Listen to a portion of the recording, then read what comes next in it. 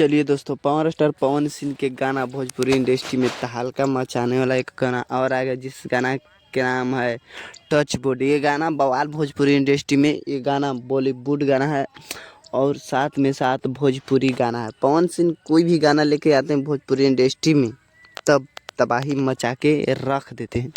पवन सिंह एक ऐसा भोजपुरी के इकलौता स्टार है जो सभी सिंगर साथे मिलजुल के रहते हैं और गाना भोजपुरी इंडस्ट्री में तहलका मचा के रख दिए।